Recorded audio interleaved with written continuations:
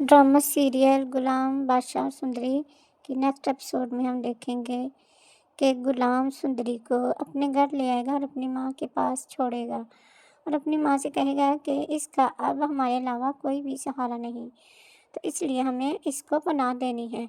और सुंदरी से कहेगा कि तुमने इस जगह से बाहर कहीं नहीं जाना, क्योंकि गुलाम जानता है कि दादी ने उसको कहा था कि वो सुंदरी को वापस छोड़कर आए और इस घर में लेकर ना आए। इस वजह से वो परेशान होता है कि वो उसको बेआसरा अकेली को कहाँ छोड़कर आता।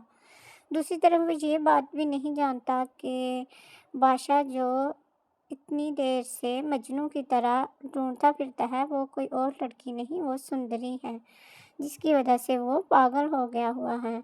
और उसकी माँ उसको वो समझाती है कि उस लड़की को तुम भूल जाओ, वो अब तुम्हें नहीं मिल सकती, क्योंकि ना तुम उसका नाम पता कुछ भी नहीं जानते कि वो तुम्हें कहाँ से मिलेगी। मगर तकदीर की बात देखें कि वो लड़की खुद उसके घर में मौजूद होती है, लेकिन बादशाह को इस बात का इल्म नहीं होता।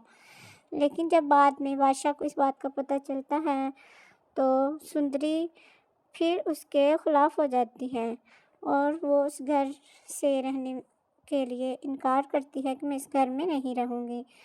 लेकिन उसको ये भी नहीं पता कि वो इस घर की ही बेटी है, इस घर की बेटी की औलाद है और इस घर की वारिस है, जो कि उसकी माँ भी नहीं जानती। उसकी माँ को अपनी बेटी की मौजूदगी का एहसास होता है, मगर वो ये सोचती है कि मुझे ये एहसास क्यों हो रहा है।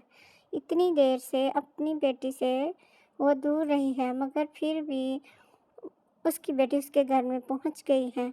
उसके भाई और भाभी ने बहुत कोशिश की कि वो उसको हमेशा के लिए उसकी बेटी से और उसके हस्बैंड से दूर कर दे। उसका हस्बैंड की तो डेथ हो ही जाती है, मगर बेटी उसके पास पहुंच जाती है। अब इस बात का उसके भाई और भाभी को पता है और इसके अलावा कोई नहीं जानता। और गुलाम को भी ये सच नहीं पता कि वो वही बेटी है जिसको उन्होंने बचपन में ही मारने की धमकी देकर घर से निकाल दिया था।